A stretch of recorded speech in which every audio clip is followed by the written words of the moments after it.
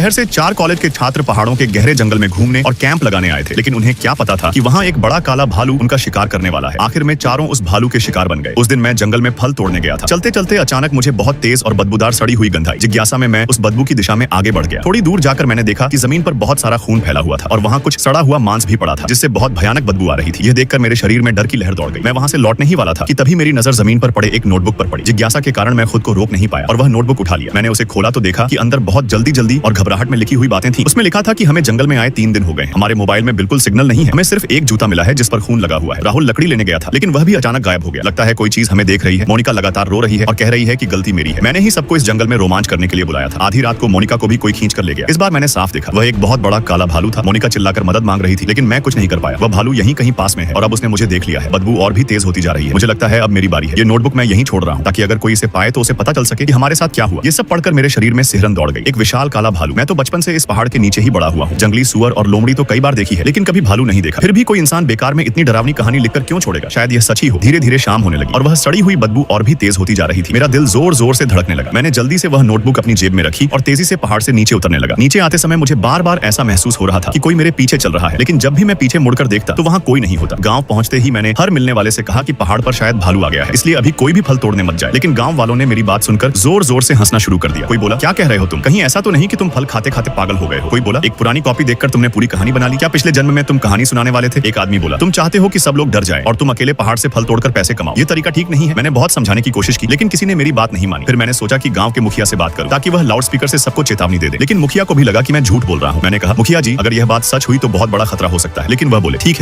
है, अब बस करो, मुझे घर जाकर खाना खाना है। मेरे पास तुम्हारी बेकार की बातें सुनने का समय नहीं है। इतना कहकर वह मुड़कर चले गए। मैं मजबूर होकर घर लौट आया और दादा दादी से कहा कि अब वे पहाड़ पर न जाएं। दादाजी बोले, बेटा, भालू तो मैंने करीब 30 साल पहले देखा था। उन दिनों पहाड़ों में बहुत भालू होते थे। भालू आमतौर पर पतझड़ के समय फल, मेवे और अनाज खाकर सर्दियों के लिए अपने शरीर में चर्बी जमा करते हैं। वे बहुत कम ही इंसानों पर हमला करते हैं। जब उन्हें खाना नहीं मिलता और वे ठीक से सर्दियों की नींद नहीं ले पाते, तभी वे इंसानों के लिए खतरनाक बनते हैं। मैं दादाजी की बातें सुनता रहा, लेकिन मेरे मन का डर कम नहीं हुआ। फिर मैंने वह नोटबुक दोबारा पढ़ी और डर और भी बढ़ गया। आखिर में मैंने पुलिस को फोन करने का फैसला किया। मैंने फोन करके पूछा, क्या हाल ही में किसी के गायब होने की रिपोर्ट आई है जिसमें मोनिका और राहुल नाम के लोग हों? उधर से जवाब आया कि अभी तक ऐसी कोई रिपोर्ट नहीं आई है और पूछा गया कि क्या मैं शिकायत दर्ज कराना चाहता हूँ। मैंने उन्हें उस नोटबुक के बारे में बताया। उन्होंने कहा कि वे इस जानकारी को ध्यान में रखेंगे। फोन रखने के बाद मुझे थोड़ा सुकून मिला। अगले दिन मैंने पहाड़ पर न जाने का फैसला किया और देर तक सोता रहा। करीब 10 बजे फोन की घंटी से मेरी नींद खुली। ये पुलिस का फोन था। वे मुझसे उस नोटबुक के बारे में विस्तार से पूछ रहे थे। मैंने पूछा, क्या कोई समस्या है? तब पुलिस अधिकारी ने बताया कि उन्हें पड़ोस के जिले से मदद का संदेश मिला है। वहाँ एक हफ्ता पहले 4 कॉलेज के छात्र पहाड़ पर घूमने गए थे, लेकिन उन्होंने अपने घर वालों को नहीं बताया था। कल उनके परिवार वालों ने गुमशुदगी की रिपोर्ट लिखवाई है। उन चारों में मोनिका और राहुल नाम के छात्र भी हैं। पुलिस और बचाव दल अब उस पहाड़ में उन्हें खोजने जा रहे हैं और वे हमारी तरफ भी खोज अभियान चलाएंगे। यह सुनकर मेरे मन में डर और बढ़ गया, क्योंकि वह पहाड़ हमारे पहाड़ से जुड़ा हुआ है और दोनों के बीच सैकड़ों किलोमीटर का घना जंगल फैला हुआ है, जहाँ बहुत कम लोग जाते हैं। हो सकता है वे छात्र रास्ता भटककर हमारे पहाड़ की तरफ आ गए। पुलिस अधिकारी ने मुझसे कहा कि मैं उस नोटबुक को संभाल कर रखूं, क्योंकि वे जल्द ही हमारे गांव आने वाले हैं। उस समय दादा दादी आंगन में बैठे थे और मैं बाहर आकर उन्हें यह सब बताने लगा। वे बच्चे सच में हमारे पहाड़ वाले इलाके में आए थे क्या? कहीं सच में उनका सामना काले भालू से तो नहीं हो गया? भालू था या नहीं, यह तो पता नहीं, लेकिन कल सुबह बारिश हुई थी और इस मौसम में भीगना बहुत खतरनाक होता है। मैं शाम तक इंतजार करता रहा, लेकिन पुलिस नहीं आई। पता नहीं क्या हुआ। रात करीब 9 बजे बाहर शोर सुनाई दिया और टॉर्च की रोशनी इधर उधर चमक रही थी। मैं बाहर गया तो पता चला कि अर्जुन गायब हो गया है। वह रोज फल तोड़ने जाता था और अंधेरा होने से पहले घर लौट आता था, लेकिन आज बहुत देर हो गई थी और वह वापस नहीं आया था। फोन भी नहीं उठा रहा था। किसी ने कहा, कहीं वह किसी खाई में गिर तो नहीं गया? यह सुनकर गांव के मुखिया ने जल्दी से 8-9 लोगों को इकट्ठा किया और पहाड़ पर उसे ढूंढने निकल पड़े। मैं भी टॉर्च और डंडा लेकर उनके साथ चल पड़ा। पतझड़ की रात में पहाड़ बहुत ठंडा हो जाता है और बीच बीच में उल्लू की डरावनी आवाज सुनाई देती थी, जिससे मेरे रोंगटे खड़े हो रहे थे। हम लोग उस जगह के आसपास जोर जोर से अर्जुन को आवाज लगाकर ढूंढते रहे, जहाँ उसे दिन में आखिरी बार देखा गया था। लेकिन बहुत देर तक ढूंढने पर भी उसका कोई पता नहीं चला। तभी अचानक मैंने अपनी नाक सिकोड़कर सूंघा, जैसे कहीं से खून की गंध आ रही हो। टॉर्च की रोशनी जमीन पर पड़ी तो वहाँ खून का एक बड़ा धब्बा दिखाई दिया और उसके पास कई तरह के बिखरे हुए पैरों के निशान भी थे। मैंने जल्दी से सबको बुलाया। कोई बोला, ये इंसान का खून है या किसी जानवर का? देखो, पैरों के निशान भी बहुत उलझे हुए हैं। लगता है यहाँ किसी ने बहुत जोर से संघर्ष किया है। सब लोग आसपास फिर से ढूंढने लगे। तभी मुझे जमीन पर जानवर के बालों का एक गुच्छा मिला। सब लोग उस बालों को देखकर कुछ देर के लिए चुप हो गए। कोई बोला, ये किस जानवर के बाल हैं? यह तो न बिल्ली के लगते हैं न कुत्ते के। तभी अचानक कुछ पक्षी घबराकर जोर से पंख फड़फड़ाते हुए आसमान में उड़ गए। हवा नहीं चल रही थी, फिर भी पेड़ों की डालियां जोर जोर से हिलने लगी। मेरे दिल में अचानक डर बैठ गया। बाकी लोग भी घबरा गए और बोले, चलो आज घर चलते हैं, कल फिर ढूंढेंगे। सब लोग तुरंत वापस लौटने लगे। मैंने जल्दी से उन बालों में से कुछ उठाकर अपनी जेब में रख ली और आगे चल रहे लोगों के पीछे दौड़ पड़ा। मैं सबसे पीछे चल रहा था और मुझे बार बार लग रहा था जैसे कोई हमारे पीछे चल रहा है। गांव के पंचायत घर में अर्जुन की पत्नी और मुखिया अभी भी चिंतित बैठे थे और मेरे दादा भी वहीं थे। मैंने जेब से वह बाल निकालकर उन्हें दिखाए। दादा ने जैसे ही देखा, उनका चेहरा बदल गया और वे घबराकर बोले, ये तो काले भालू के बाल हैं। ये सुनते ही अर्जुन की पत्नी जमीन पर बैठकर जोर जोर से रोने लगी और कहने लगी, अब हमारे घर का क्या होगा? कोई उसे संभालने लगा, कोई समझाने लगा और कोई गहरी सांस भरकर चुप हो गया। तभी पुलिस वाले कृष्णा जी का फोन आया। उन्होंने बताया कि हाल की भारी बारिश के कारण पहाड़ की सड़क का एक हिस्सा टूट गया है, इसलिए उनकी गाड़ी नहीं आ पा रही है और रास्ता साफ करने में समय लगेगा। शायद वे कल ही हमारे गांव पहुंच पाएंगे। मैंने उन्हें अर्जुन के गायब होने और भालू के बाल मिलने की बात भी बताई। तब कृष्णा जी ने कहा कि मैं फोन मुखिया को दे दूं। उन्होंने मुखिया से कहा कि तुरंत पूरे गांव को बता दें कि अब कोई भी पहाड़ पर अकेले न जाए। मुखिया ने तुरंत लाउडस्पीकर से ऐलान किया कि सब लोग ध्यान दें, अब कोई भी पहाड़ पर मत जाए क्योंकि वहाँ शायद आदमखोर भालू है। मुखिया ने यह बात कई बार दोहराई। फिर सबको घर जाने को कहा। घर लौटकर मैं बिस्तर पर लेट गया, लेकिन मुझे बिल्कुल नींद नहीं आ रही थी और दिमाग में दिन भर की सारी बातें घूम रही थी। मैंने घड़ी देखी तो रात के 2 बजे से ज्यादा हो चुके थे। तभी अचानक दरवाजे पर जोर जोर से दस्तक होने लगी। दादा और दादी गहरी नींद में थे, इसलिए मैं उन्हें जगाना नहीं चाहता था और खुद देखने बाहर जाने लगा। मैंने दरवाजे के पास जाकर पूछा, इतनी रात में कौन है, क्या काम है? लेकिन बाहर से कोई जवाब नहीं आया, बस दरवाजा लगातार पीटा जा रहा था। मुझे बहुत अजीब लगा और लगा शायद कोई बुजुर्ग पड़ोसी किसी परेशानी में होगा। तभी अचानक मेरी नाक में वही सड़ी हुई बदबू आई जो मुझे पहाड़ पर मिली थी। मेरे दिल में ठंड सी उतर गई। दादा ने मुझे पहले ही बताया था कि काला भालू बहुत चालाक होता है और इंसानों की नकल भी कर सकता है। पहले भी कई लोग पहाड़ पर दूर से किसी को हाथ हिलाते देखते थे और पास जाकर पता चलता था कि वह भालू है और फिर वे मारे जाते थे। दरवाजे पर दस्तक और तेज हो गई। मैं जल्दी से दरवाजे से दूर हट गया और सोचा पहले देखता हूँ बाहर कौन है। मैं एक सीढ़ी लाया और उसे दीवार से लगाकर ऊपर चढ़ गया ताकि बाहर झांक सकूं। जैसे ही मैंने नीचे देखा, मेरा दिल जोर से धड़कने लगा। दरवाजे के बाहर एक पहाड़ जितना बड़ा काला भालू सीधा खड़ा था और उसके सिर पर एक पुआल की टोपी थी। अगर किसी की नजर कमजोर हो तो सच में उसे इंसान समझ सकता था। लगता है अर्जुन को वही भालू मारकर उसकी टोपी ले आया था। मेरा दिल इतनी तेजी से धड़क रहा था कि जैसे बाहर निकल जाएगा। मैं कांपते हुए धीरे धीरे नीचे उतरने लगा, लेकिन गलती से आवाज हो गई। भालू ने तुरंत सिर घुमाया और अपनी छोटी गोल आंखों से मुझे घूरने लगा। फिर वह जोर से दहाड़ा और मेरी तरफ बढ़ने लगा। मैं डर के मारे जोर से चिल्लाया और सीढ़ी से नीचे गिर पड़ा। मेरी आवाज सुनकर दादा दादी भी जाग गए और दौड़ते हुए बाहर आए और पूछने लगे क्या हुआ। मैंने कांपते हुए कहा बाहर भालू है, काला भालू। तभी बाहर से भालू की भारी आवाज सुनाई देने लगी। फिर वह और भी ज्यादा पागल हो गया और दरवाजे को जोर जोर से पीटने लगा। मैं और दादा जल्दी से सामान खींचकर दरवाजे के पीछे लगाने लगे। दादा बोले जल्दी अंदर जाओ। मैं तुरंत अपने कुत्ते अर्जुन को उठाकर दादा दादी के साथ भागकर घर के अंदर आ गया। थोड़ी देर बाद जब सांस संभली तो मैंने तुरंत मोबाइल निकाला और गांव के मुखिया और पड़ोसियों को फोन किया। मैंने कहा मुखिया जी, काला भालू मेरे घर के दरवाजे पर है। आप लाउडस्पीकर से सबको बता दीजिए कि कोई भी घर से बाहर ना निकले। लेकिन मुखिया गुस्से में बोला, आधी रात को कैसी बेकार की बातें कर रहे हो? भालू तुम्हारे घर कैसे आ सकता है? उसकी बात सुनकर मुझे बहुत गुस्सा आया। तभी दादा ने मेरे हाथ से फोन छीन लिया और उसे जोर से डांट दिया। जब मुखिया ने सुना कि दादा खुद कह रहे हैं कि भालू आया है तो वह डर गया और तुरंत लाउडस्पीकर से पूरे गांव को चेतावनी देने लगा। मैंने फोन रखने के बाद दरवाजे की तरफ नजर रखी और कुछ देर बाद बाहर सब शांत हो गया। मैंने सोचा शायद भालू चला गया है। मैं अभी बाहर देखने ही जा रहा था कि तभी वह काला भालू दीवार पर चढ़ गया और एक ही छलांग में आंगन के अंदर कूद पड़ा। वह जोर से दहाड़ता हुआ सीधे घर की तरफ भागा और कुछ ही पल में दरवाजे तक पहुंच गया और जोर जोर से दरवाजा तोड़ने लगा। यह देखकर मैं बिल्कुल स्तब्ध रह गया और डर के मारे मेरा शरीर कांपने लगा। तभी दादा ने मेरा फोन छीनकर कहा, ऐसे खड़े मत रहो, जल्दी आओ और फर्नीचर लाकर दरवाजे के आगे लगा दो। दादा की बात सुनकर मुझे होश आया और मैं जल्दी से उनके साथ मिलकर भारी सामान उठाकर दरवाजे के आगे लगा दिया। जब दरवाजा पूरी तरह बंद हो गया तो मुझे थोड़ी राहत मिली। तभी अचानक भालू ने दिशा बदली और खिड़की पर झपट पड़ा। उसने एक ही वार में खिड़की का कांच तोड़ दिया और उसका सिर और पंजे अंदर आ गए। वह अपने लंबे पंजे अंदर घुमाने लगा और खिड़की का फ्रेम भी टूटने लगा। कुत्ता जोर जोर से भौंकने लगा। दादी डरकर चिल्ला रही थी और दादा घर में हथियार ढूंढ रहे थे। घर के अंदर अफरा तफरी मच गई। मैंने दांत भींचकर एक लंबी लकड़ी उठाई और पूरी ताकत से भालू पर दे मारी। वह वार लगते ही दर्द से पीछे हट गया। मैं मन ही मन सोच रहा था, क्या सच में यह एक भालू है? मैंने सुना था कि काले भालू बहुत चालाक होते हैं, लेकिन इतने चालाक होंगे ये कभी नहीं सोचा था। मैं दादा और दादी के साथ सांस रोके चुप बैठा रहा। हम लोग पूरी रात ऐसे ही डर में बैठे रहे। आखिर सुबह हो गई। जब बाहर लोगों की आवाजें सुनाई देने लगी तब हम बाहर निकलने की हिम्मत कर पाए। आंगन से बाहर निकलकर जब हमने दीवार के पास देखा तो हम सब हैरान रह गए। वहाँ दीवार के सहारे लकड़ियों का ढेर लगा था, जैसे किसी ने सीढ़ी बना ली हो। मैं हैरान होकर बोला, यह सच में भालू था क्या? उसके दिमाग में इतनी चालाकी कैसे हो सकती है कि उसने खुद ही चढ़ने के लिए सीढ़ी बना ली? तभी कुछ लोग भागते हुए आए और हमें बुला कर लिए। परिवार के घर ले गए। वहाँ पहुंचकर देखा कि आंगन लोगों से भरा हुआ था। मैं और दादा अंदर गए तो किसी ने कहा अगर थोड़ा और देर हो जाती तो परिवार खत्म हो जाता। किसी ने पूछा कि मोनिका और बच्चा कैसे बच गए। किसी ने बताया कि जब मोनिका भालू से लड़ रही थी तब उसका पति बच्चे को लेकर सीढ़ी से ऊपर चढ़कर अटारी में छिप गया और भालू उन्हें देख नहीं पाया, इसलिए उनकी जान बच गई। तभी कुछ गाड़ियां गांव में आकर रुकी। उनमें से 2 पुलिस अधिकारी और 6 लोगों की एक बचाव टीम उतरी। पुलिस अधिकारी कृष्णा जी ने बचाव दल को कहा कि ली परिवार के घायल लोगों को तुरंत अस्पताल ले जाओ। मरने वालों को भी ले जाना होगा क्योंकि बाद में जांच करनी पड़ेगी। फिर कृष्णा जी ने वह नोटबुक देखी जो मुझे जंगल में मिली थी और मुझसे रात की पूरी घटना पूछी। उन्होंने कहा यह भालू कल रात से ही तुम लोगों पर नजर रखे हुए था और तुम लोगों के पीछे पीछे गांव तक आ गया। उसने इंसान का मांस छक लिया है, इसलिए वह अब आसानी से नहीं रुकेगा। उसे जल्द से जल्द पकड़ना या मारना पड़ेगा। इतना कहकर उन्होंने पुलिस स्टेशन फोन किया और लोगों को भेजने के लिए कहा। फिर वे खुद बचाव टीम को लेकर पहाड़ पर जाने की तैयारी करने लगे ताकि भालू और गायब लोगों को ढूंढा जा सके। मैं तुरंत आगे आया और कहा कि मैं भी उनके साथ जाना चाहता हूँ। दादी ने मुझे पकड़कर कहा कि बेकार में मत जाओ, लेकिन मैंने कहा दादी उन्हें इस पहाड़ के रास्ते नहीं पता है। अगर मैं साथ रहूंगा तो रास्ता दिखा सकूंगा और शायद हम उस भालू को जल्दी पकड़ सके। आप चिंता मत करो, पुलिस के पास बंदूक है और भालू कितना भी मजबूत हो गोली से डरता है। जब मैं जाने लगा तो दादा भी बोले अगर मेरा पोता जा रहा है तो मैं भी जाऊंगा। मैंने पहले जंगल में काम किया है, शायद मैं भी मदद कर सकूं। इस तरह हम सब लोग मिलकर उस बड़े पहाड़ के जंगल में चले गए। जंगल में घुसते ही दादा ने जमीन पर भालू के ताजे निशान देख लिए और वहाँ से सड़े हुए मांस जैसी बदबू भी आ रही थी। अगर भालू ज्यादा फल और अनाज खाता है तो उसकी बीट इतनी बदबूदार नहीं होती। इतनी तेज बदबू तभी आती है जब वह ज्यादा मांस खाता है। उसके बाद सब लोग मेरे साथ अर्जुन के गायब होने वाली जगह पर गए। वहाँ पहुंचकर हमने उसका खून देखा। पुलिस अधिकारी कृष्णा जी ने भी जांच करके कहा कि यह सच में इंसान का खून है। थोड़ी देर बाद हमें एक बैग भी मिला। जानकारी मिलान करने पर पता चला कि यह उन 4 कॉलेज के छात्रों में से किसी का बैग है, लेकिन उसके अलावा हमें सिर्फ भालू की बीट और पंजों के निशान मिले और कुछ भी नहीं मिला। कृष्णा जी बोले अजीब बात है, काला भालू आमतौर पर शिकार को वहीं बैठकर खाता है, फिर यहाँ हमें शरीर के बाकी हिस्से क्यों नहीं मिल रहे? तभी किसी ने कहा कृष्णा जी अब अंधेरा होने वाला है, अगर रात हो गई तो सबके लिए खतरा बढ़ जाएगा, क्यों ना हम कल फिर आए? कृष्णा जी ने सिर हिलाकर हामी भर दी। वापस आते समय मैं पानी पीने के लिए रुका। तभी मुझे बहुत हल्की सी किसी के मदद के लिए पुकारने की आवाज सुनाई दी। मैंने ध्यान से कान लगाया तो सच में किसी के चिल्लाने चिल्लाने की आवाज आ रही थी। मैं तुरंत दौड़कर कृष्णा जी के पास गया और उन्हें बताया। उन्होंने तुरंत सबको अलग अलग दिशाओं में ढूंढने को कहा। थोड़ी देर बाद मैंने देखा कि पहाड़ की ढलान से करीब 7-8 मीटर नीचे चट्टान पर कोई आदमी पड़ा हुआ है। उसका चेहरा खून से सना हुआ था और खून सूख भी चुका था। हालत बहुत डरावनी लग रही थी, लेकिन मैंने पहचान लिया कि वह अर्जुन था। वह जमीन पर पड़ा हुआ था और कमजोर आवाज में बोला, गणेश मुझे बचा लो। मैंने कहा, अर्जुन हिलना मत, हम अभी तुम्हें ऊपर निकालते हैं। मैं बहुत खुश भी था और हैरान भी, क्योंकि मुझे लगा था कि वह मर चुका होगा। बचाव दल के लोगों ने रस्सी बांधी और नीचे उतरकर अर्जुन को ऊपर खींच लिया। उसके शरीर पर कई चोटें थी, लेकिन कोई बड़ी जानलेवा चोट नहीं थी। अंधेरा होने वाला था, इसलिए हम जल्दी जल्दी उसे सहारा देकर पहाड़ से नीचे उतरने लगे। रास्ते में उसने पूछा, घर पर सब कैसे हैं? हम नहीं चाहते थे कि उसे ज्यादा दुख लगे, इसलिए हमने कहा कि मोनिका और बच्चा ठीक है और दोनों बूढ़े अभी अस्पताल में इलाज करा रहे हैं। फिर हमने उससे पूछा कि वह बच कैसे गया। अर्जुन बोला, रात को मैंने गांव के मुखिया की चेतावनी सुनी तो तुरंत घर के दरवाजे और खिड़कियां बंद कर ली, लेकिन फिर भी भालू घर में घुस आया। मैं उससे लड़ते हुए बेहोश हो गया। जब मुझे होश आया तो देखा कि वह मेरे कपड़ों के पीछे वाले हिस्से को दांतों से पकड़कर मुझे पहाड़ की तरफ घसीटते हुए ले जा रहा था। वह मुझे खा नहीं रहा था और मैं डर के मारे हिल भी नहीं रहा था, इसलिए मैंने मरे होने का नाटक किया। वह मुझे घसीटते हुए पाइन वाले पहाड़ तक ले गया। वहां उसने मुझे छोड़ दिया और पास खड़ा होकर आराम करने लगा। तभी मुझे याद आया कि उस चट्टान के नीचे एक बड़ा पत्थर है जहां बचपन में मैं फल तोड़ने उतरा था। मैंने मौका देखकर भागकर चट्टान के किनारे जाकर बेल पकड़कर नीचे उतरकर उस पत्थर पर चढ़ गया। भालू नीचे उतरकर मुझे पकड़ना चाहता था, लेकिन वह बहुत भारी था, इसलिए नीचे नहीं उतर पाया। थोड़ी देर बाद एक छोटा भालू भी वहां आ गया। वे दोनों काफी देर तक ऊपर घूमते रहे, फिर चले गए। मुझे डर था कि वे वापस आ सकते हैं, इसलिए मैं वहीं पड़ा रहा और किसी के आने का इंतजार करता रहा। अर्जुन ने कहा, हाँ वहाँ एक छोटा भालू भी था, शायद वही बड़े वाले का बच्चा होगा। तभी आगे चल रहे कृष्णा जी अचानक मुड़े और धीरे से हमें चुप रहने का इशारा किया। मैंने ऊपर देखा और डर के मारे मेरी सांस अटक गई। चांदनी में दूर से दिखाई दे रहा था कि गांव के किनारे एक घर की दीवार के पास 2 काले भालू घूम रहे हैं। मैं धीरे से बोला, यह माँ और बच्चा हमारे गांव को जैसे खाना खाने की जगह समझ बैठे हैं। कृष्णा जी ने हमें झाड़ियों के पीछे छिपने को कहा और खुद एक दूसरे पुलिस वाले के साथ पिस्तौल लेकर धीरे धीरे गांव की तरफ बढ़ने लगे। तभी मैंने देखा कि गांव का शराबी रुद्रा लड़खड़ाता हुआ रास्ते पर आ रहा है। वह हमेशा शराब पीकर ही रहता था और शायद ही कभी होश में दिखता था। वह रास्ते के किनारे खड़ा होकर पेशाब करने लगा और उसे जरा भी अंदाजा नहीं था कि खतरा सामने खड़ा है। तभी माँ भालू और उसका बच्चा आवाज सुनकर उसे देख चुके थे और तुरंत उस पर झपटने के लिए दौड़े। उधर रुद्रा को अभी भी कुछ समझ नहीं आया था। तभी दोनों पुलिस वालों ने तेजी से गोली चलानी शुरू कर दी और गोलियों की आवाज पटाखों की तरह गूंजने लगी। घायल माँ भालू ने पुलिस वालों की तरफ दहाड़ा और फिर अपने बच्चे के साथ हमारी तरफ भागने लगी। कृष्णा जी और बाकी लोग उसका पीछा करने लगे, लेकिन हमारे पास लोग होने के कारण वे खुलकर गोली नहीं चला रहे थे। मैं झाड़ियों के पीछे छिपा हुआ सांस भी नहीं ले रहा था। कुछ ही पल में वह माँ भालू टैंक की तरह मेरे सामने से दौड़ती हुई निकल गई और छोटा भालू उसके पीछे भाग रहा था। तभी अचानक मेरे दादा पीछे से उठे और कुल्हाड़ी उठाकर छोटे भालू पर वार कर दिया। कुल्हाड़ी उसके पीठ में धंस गई। छोटा भालू दर्द से चीख कर खड़ा हुआ और दादा पर झपट पड़ा। उसी समय गोली की आवाज आई और छोटा भालू दर्द से चिल्लाने लगा। कुछ देर तड़पने के बाद वह जमीन पर गिरकर बेहोश हो गया। जब माँ भालू ने अपने बच्चे को गिरते देखा तो वह वापस मुड़ी और हमारी तरफ दौड़ी, लेकिन तभी कृष्णा जी भी हमारे पास पहुंच गए। माँ भालू कुछ देर हमें घूरती रही और फिर अचानक मुड़कर जंगल की तरफ भाग गई। कृष्णा जी ने तुरंत कहा कि हम सब जल्दी गांव में लौट जाएं, क्योंकि हो सकता है वह फिर वापस आ जाए। जब हम गांव पहुंचे तो लोगों ने उस छोटे भालू की लाश को चौक में रख दिया और कहने लगे कि कल पूरे गांव के लिए उसका मांस पकाया जाएगा। मैंने उस छोटे भालू को देखा, लेकिन मुझे उस पर जरा भी दया नहीं आई, क्योंकि जो भालू इंसान का मांस खा चुका होता है उसका स्वभाव कभी नहीं बदलता और उसे मार देना ही सही होता है। तभी किसी ने कहा, अजीब बात है, इतना बड़ा भालू तो लगभग बड़ा हो चुका था, फिर भी अपनी माँ के साथ क्यों घूम रहा था। मैंने सोचा शायद भालुओं में भी कुछ बच्चे ऐसे होते होंगे जो बड़े होकर भी माँ के साथ ही रहते हैं। रात में माँ भालू के बदला लेने के डर से कृष्णा जी और मुखिया ने कई ताकतवर लोगों को मशाल और हथियार देकर पूरी रात पहरा देने के लिए लगा दिया। मैं भी पहरा देने जाना चाहता था, लेकिन पुलिस अधिकारी कृष्णा जी ने मुझे घर जाकर सोने को कहा। उन्होंने कहा कि सुबह और पुलिस बल आएगा और शायद उन्हें रास्ता दिखाने के लिए मेरी जरूरत पड़े। सुबह आखिरकार मदद पहुंच गई। हर पुलिस वाले के हाथ में काले रंग की लंबी बंदूक थी। कृष्णा जी सबको लेकर पहाड़ पर चढ़े और पूरे इलाके में खोज शुरू कर दी। थोड़ी ही देर में हमें ताजा खून का एक धब्बा मिला। जांच करने पर पता चला यह वही खून था जो कल रात घायल हुई माँ भालू का था। हम सब उस खून के निशान के पीछे पीछे चलते गए। कई पहाड़ी ढलान पार करने के बाद हमें एक छिपी हुई गुफा मिली। गुफा के मुहाने पर जमीन पर कई फटे हुए कपड़े और इंसानी शरीर के टुकड़े बिखरे हुए थे। शायद ये उन लोगों के थे जो मारे गए थे। जब हम गुफा के अंदर गए तो इतनी भयानक सड़ी हुई बदबू आई कि वह सीधे दिमाग में चढ़ गई। मैं उसे सहन नहीं कर पाया और कुछ पुलिस वालों के साथ बाहर भाग आया। हम सब बाहर आकर जोर जोर से उल्टियां करने लगे। कृष्णा जी धीरे धीरे अंदर जाकर देखने लगे और थोड़ी देर बाद बाहर आकर बोले कि माँ भालू शायद अंदर ही है, लेकिन गुफा के अंदर का रास्ता बहुत टेढ़ा मेढ़ा और गहरा है और वहाँ बहुत अंधेरा भी है, इसलिए बिना सोचे समझे अंदर जाना खतरनाक होगा। किसी ने पूछा, क्या कोई तरीका है जिससे उसे बाहर निकाला जा सके और गुफा के बाहर ही मार दिया जाए? मैंने थोड़ा सोचकर कहा, पहले देखना चाहिए कि गुफा का कोई और रास्ता तो नहीं है। अगर नहीं है तो हम धुआं करके उसे बाहर निकाल सकते हैं। सब लोगों ने मेरी बात मान ली और सूखी घास और लकड़ी जलाकर धुआं करने लगे। हम सब पंखे और कपड़े से धुआं गुफा के अंदर भेजने लगे, लेकिन 1 घंटे तक कोशिश करने के बाद भी माँ भालू बाहर नहीं आई। मेरी बाहें दर्द से थक गईं और धुएं से आंखों में पानी आने लगा। मुझे लगने लगा कि शायद मेरा तरीका बेकार था। कृष्णा जी भी थोड़ा सोच में पड़ गए और बोले, शायद भालू गुफा में है ही नहीं। तभी अचानक मैंने देखा कि धुएं के बीच से एक बड़ा सा काला साया मेरी तरफ झपटता हुआ आ रहा है। मैं चिल्लाया, अरे ये तो माँ भालू है। मुझे सोचने का भी मौका नहीं मिला और मैं जान बचाकर भागने लगा, लेकिन मैं भालू से तेज नहीं भाग सका। कुछ ही पलों में वह मेरे पीछे पहुंच गई। तभी उसने अपने पंजे से जोर का वार किया और मुझे एक भारी चोट लगी। मैं जोर से जमीन पर गिर पड़ा और लगा कि अब वह मुझे पकड़ लेगी। तभी अचानक एक जोरदार धमाका हुआ और किसी ने गोली चला दी। माँ भालू दर्द से दहाड़ी और जमीन पर गिरते हुए धूल उड़ा दी। मैं समझ गया कि मैं बच गया हूँ, लेकिन तभी गुफा के अंदर से फिर से भालू की दहाड़ सुनाई दी। हम सब हैरान रह गए और सोचने लगे क्या गुफा के अंदर एक और भालू है, लेकिन वह बाहर नहीं आया, बस अंधेरे में दर्द से चिल्लाता रहा। कृष्णा जी ने थोड़ी देर सोचकर फैसला किया कि हमें फिर से गुफा के अंदर जाना चाहिए। वे कुछ पुलिस वालों को लेकर धीरे धीरे सावधानी से अंदर बढ़े। लगभग आधे घंटे बाद वे लोग एक और मरे हुए काले भालू को घसीटते हुए बाहर लाए। यह वाला भी आकार में छोटा था और लगता था कि वह उसी परिवार का था। मैंने देखा कि उसके दोनों पिछले पैर नहीं थे। घाव देखकर लगा कि शायद वह किसी शिकार वाले फंदे में फंसकर कट गए थे। वह अपाहिज था, लेकिन फिर भी उसका शरीर मोटा ताजा था। तब मुझे सब समझ आ गया और मेरा मन भारी हो गया। शायद किसी इंसान ने गैर कानूनी शिकार के जाल से उसके पैर काट दिए थे और बाकी 2 भालू उसे छोड़कर नहीं गए, बल्कि उसके लिए खाना लाकर खिलाते रहे। इंसानों की क्रूरता और जंगल में खाने की कमी ने ही उन्हें इंसानों पर हमला करने वाला बना दिया।